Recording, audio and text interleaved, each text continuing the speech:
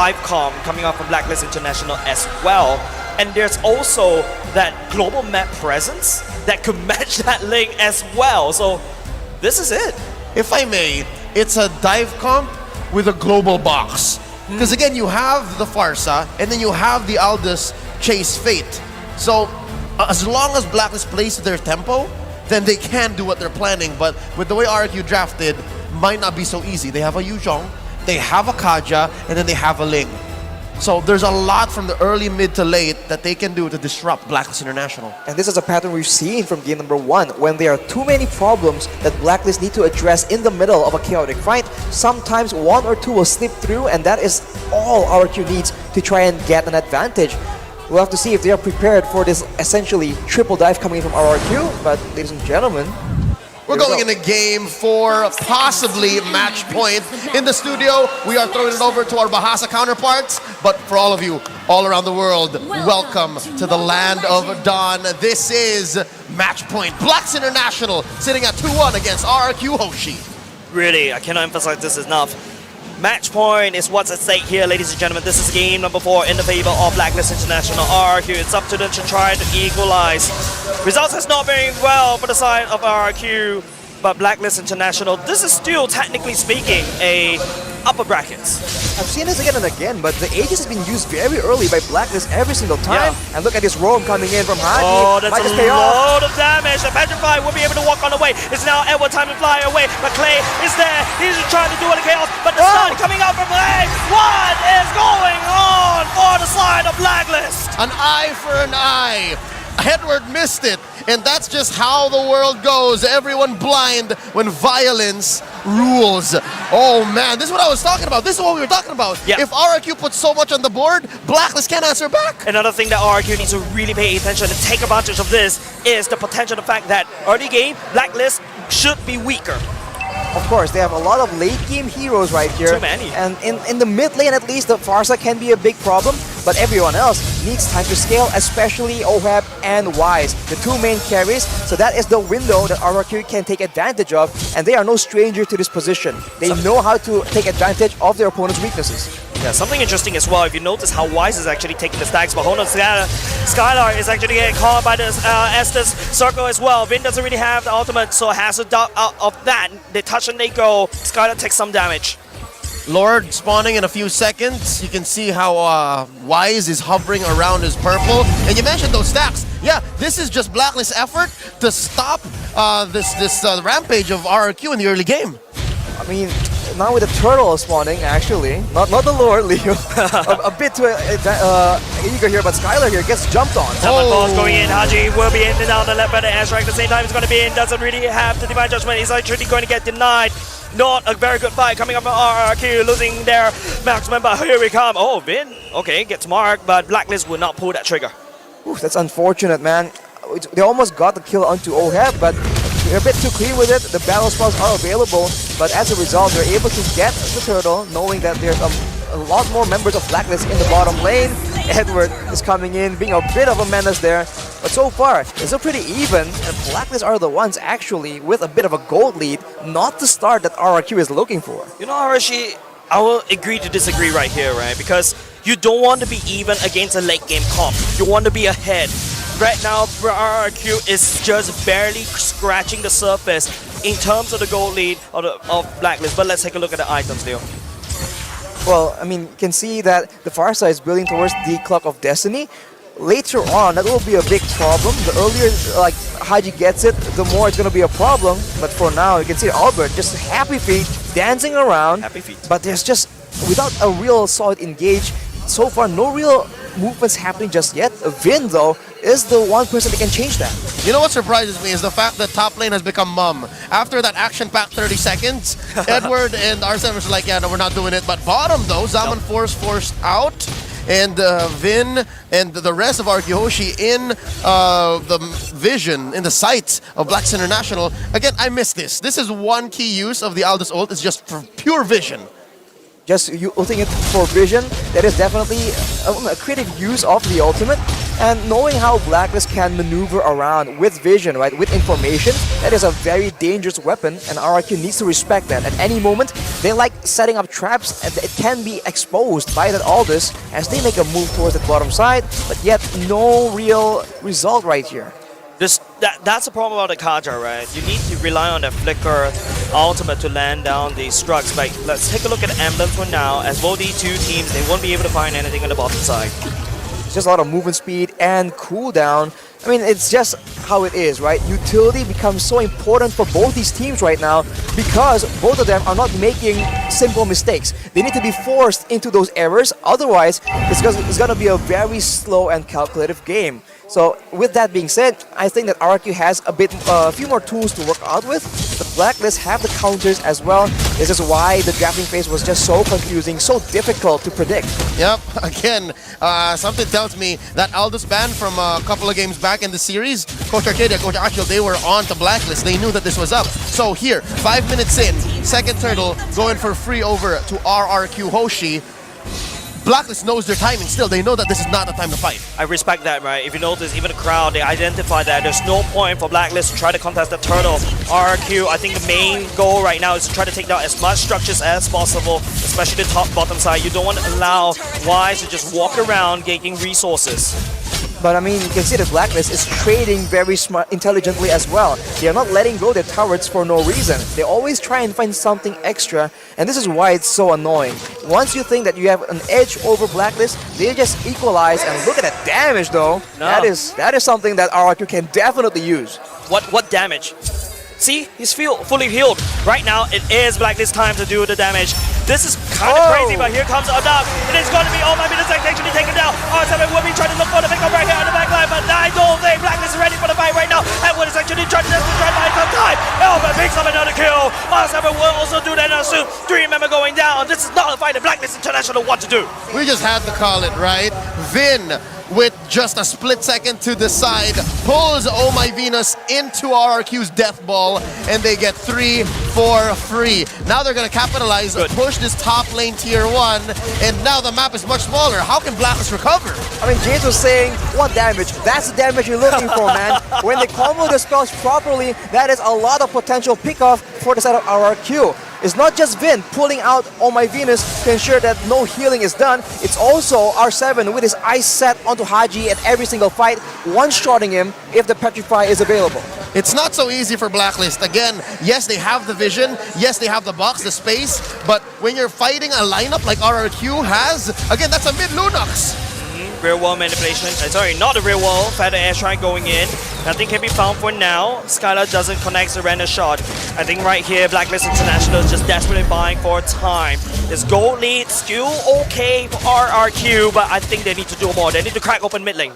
They're still leading right now, but they're also working against the clock. The late game is dangerous, but the early game. And we're getting surprised, but he'll be able to get out alive right into the healing hands of Oh My Venus. That is the question I ask you, Arashi. What damage? Well, fortunately, Edward was able to survive from the situation, and now Blacklist are the ones actually trying to make a play, but they're sandwiched between RRQ. That might not be the best result. And not only just that, it's going to be Skylar getting tagged by the Aldous as well. Haji going in, the Zaman Force already commented at the same time. Lunox is forced to use the Brilliance, but now R7 is looking for the engage. Albert trying to look for the backline. It's going to be the Zaman Force, but Albert will be taking down the Queen for now. This is not a fight once again. Blacklist is not ready, and they will lose 2 members. This is a battle of combat mobility, right? There's map mobility, there's combat mobility. You saw how Wise had to walk through the walls. You saw that he was like, oh, Albert, that's not fair. You're on top of the walls. He just couldn't join the fight. And that's just one weakness that Blacklist has built in. And now, RRQ's going to choke off those resources. Personal. Yeah, this is tough. This is revenge from game 3. RRQ is saying that this is personal. Literally taking away the purple from Blacklist. Looking at the items right here, Blade of Despair and a Malefic Roar completed for Skylar. It's going to be a lot of damage, but looking at R7, he only has the Hunter Strike. That will be plenty to deal with any squishy member. And as you mentioned, Leo, if they can't kite away, if they can't find ways to survive from the Black Dragon, it's going to be a very tough backline play for Blacklist International. And look at the clapback, right? Look at the capitalization of RRQ. Straight up, going for that inhibitor. They popped the shield. Whoa. They left a little bit of Oh my Venus! No way! Finn going in for the dunk! Normal healing from the side of Blacklist, but it is going to be RQ losing R7 for just that. Wow, that was a great play, but R7 goes in very, very aggressively, and unfortunately he gets taken out. It might not be the best scenario that RRQ is looking for, but nonetheless, they're taking away all the turrets available for Blacklist, trying to make sure that they have all the macro advantages they need to deal with an Aldous in the late game. You know what's curious is in that engagement, Oh My Venus didn't use the ult, Oh My Venus didn't use the Aegis, so something tells me it was all according to plan. Exactly. Blacklist, Oh My Venus has died probably 2 times already without activating the ult, without activating the Aegis. This is not a very good game. Blacklist is still not on form yet. Right now, RRQ, they have the tempo and they're trying to push as much as possible. This is, once again, a little bit too personal against Blacklist. They want to make sure that they get all the buffs available denied from the side of Blacklist International. But HOSHI secures it. HOSHI secures but that. yet HOSHI is able to secure it. This is why it's just so irritating. But now, knowing now that R7 has the Petrify available, this is going to be a very dangerous fight for Blacklist to try and commit to if they want to try and contest this Lord. Yep, it's already spawned, and there's 4 men here. R7 in the wings. Clay just making sure that they make quick work of it. And just like that, Blacklist on the back foot. Wise securing what little resources he can. Run, Wise! Oh! That's all of RRQ on you! Finn, the conceal play going in the slow, and here comes the dunk. Wise will be the victim of RRQ's feisty pickoff. That is the potential, man. When you have the map control, you can ensure that even though Wise was near his turret, it does not even matter. Everyone else needs to deal with the other lanes, and that is how you can break up this team fight-centric composition from Blacklist International. That Take damage. a look at the items right here. Clock of Destiny and Lightning Truncheon done for both the Lunox and the Farsa, but on the other hand, Demon Hunter's Sword built by Skylar to ensure that in those long, prolonged team fights, the DPS will still be readily available. Worst case scenario, Blacklist International loses inhibitor or 2. Best case scenario, they find a way to defend inside their base. But at 11 minutes, with almost 7k ahead, RRQ HOSHI, it is looking like it's worse for wear now. They can't fight, not like this. Better strike going in the same time. The Brandon Shaw will be able to call it on HOSHI, but the top side is already getting broken for now. Being tried up down. It is once again the Queen, but we will not be able to survive any longer. It's going to be Wide trying to chase now, trying to build, but the Lord is actually forgotten by the side of Blacklist. RQ, they take the Queen and the top side. 2 for 1.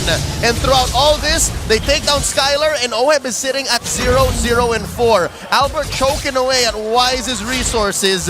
Arashi, at what point can we say that Blacklist can clap back and Blacklist find a way in? Because so far, RRQ HOSHI, I think they're willing to make these trades for permanent objectives. I mean, RRQ, they have lost like 5k gold lead, but no, HOSHI's in jumped on. Oh no, that is big problem for the side of Blacklist. It's going to be Owen trying to desperately try to shut down the dreams of RRQ, but he will lose his life as well. It's just 3. It's a scrappy fight. This is a reckless trading being done by RRQ, and it's not good.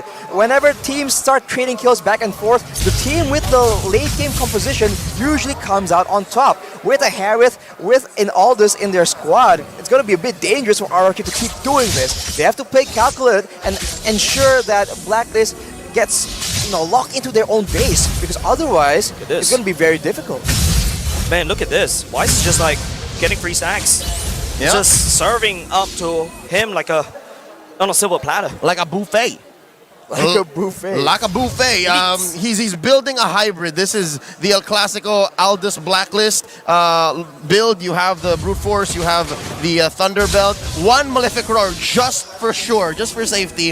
And then he's building an Athena's Shield. For RRQ HOSHI, I mean, again, they've grown so much from the draft from game 1 to 4 so far. Coverage, check. Protection, check. Aggression, check. And now, this is a Luminous Lord. This could be it. If RQ takes this, and then they win more team fights, it's over. We're going to game 5. It's about the positioning of HOSHI. That's a lot of damage coming out with Skylar, but Oh My Venus is around there. I don't like how Oh My Venus is actually positioned, and once again, right into the heads of Finn! Real one animation, this really trying to cover the damage, but R7 will be there. It's going to be the Blacklist International, but here comes Wise! He is hungry! hungry for the kills, and Blacklist International shuts down RRQ. 3 for none, 3 for none, and they're gonna go for the Lord right at the least point, right where you did not expect it. Blacks International claps back in just in time. R7! R7, another point over the side of Wise. The stack is so unsurmountable. HOSHI forces the Albert to run away. Lord given over to Blacklist. 4v1 Arashi. What's RRQ to do here? They have to try and recover, man, but the gold lead is down to 1.4k only. It is a very dangerous situation for RRQ to be in. I was about to say before the previous fight that Edward is the unseen member that can be a deciding factor in these big fights, and he completely delivers. He turns it around, and now Blacklist are the ones with a gold advantage. What a disaster for RRQ.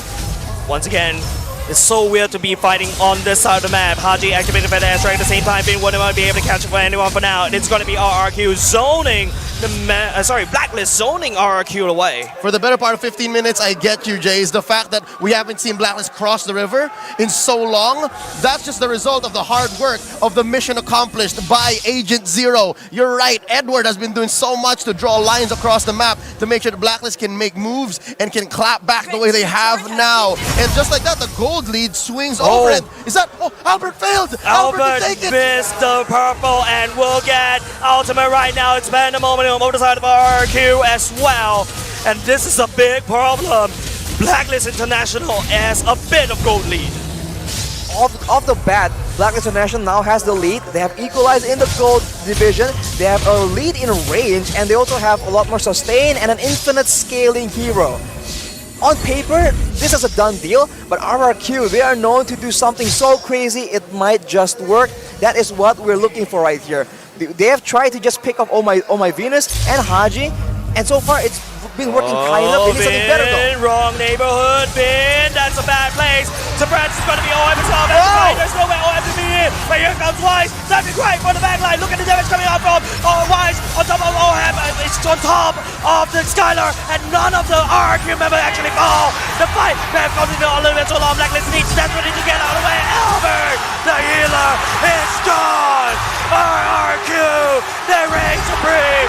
They're looking to end the game. This is personal.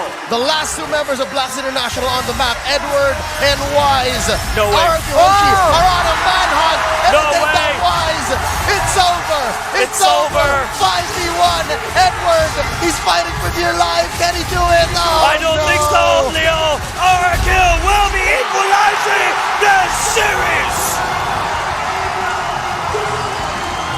We're going to game 5, folks.